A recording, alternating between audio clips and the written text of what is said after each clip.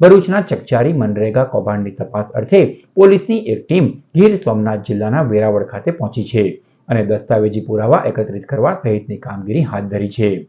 ભરૂચના ચકચારી મનરેગા કૌભાંડની તપાસ તેજ બની છે. આ મામલામાં ઝડપાયેલા કોંગ્રેસ નેતા હીરા જોટવા, તેનો પુત્ર દિગ્વિજય જોટવા સહિત 6 આરોપીઓ પોલીસના રિમાન્ડ પર છે. ત્યારે ભરૂચ પોલીસની એક ટીમ ગીર સોમનાથ જિલ્લાના વેરાવળ ખાતે પહોંચી છે. આ મામલામાં વેરાવળની બંને એજન્સીઓ જલારામ એન્ટરપ્રાઇઝ અને મુરલીધર એન્ટરપ્રાઇઝ સામે ગુનો નોંધાયો હતો. ત્યારે દસ્તાવેજી પુરાવા એકત્રિત કરવા સહિત નાણાકીય વ્યવહારોની તપાસ કરવા માટે ભરૂચ પોલીસની એક ટીમ વેરાવળ પહોંચી છે અને ત્યાં તપાસ કરી રહી છે. અત્રે ઉલ્લેખનીય છે કે મનરેગા કૌભાંડમાં ભરૂચના જંબુસર, આમોદ અને હાંસોડ તાલુકાના 56 ગામોમાં ₹7 કરોડથી વધુનું કૌભાંડ આચરાયું હોવાની પોલીસ ફરિયાદ નોંધાઈ હતી. ત્યારબાદ ભરૂચ પોલીસ દ્વારા સીટની રચના કરવામાં આવી છે અને એસઆઈટી દ્વારા તપાસનો ધમધમાટ પણ ચાલી રહ્યો છે. હીરા જોટવાના અધિકારીઓ અને કર્મચારીઓ સાથેના સંબંધોની પણ તપાસ કરવામાં આવી રહી છે. આ ઉપરાંત કોની સાથે નાણાકીય લેવડ-દેવડ થઈ હતી તે સહિતની વિગતો મેળવવા પોલીસે કમર કસી છે. તો બીજી તરફ મટીરીયલ સપ્લાય કરવા કોના વાહનો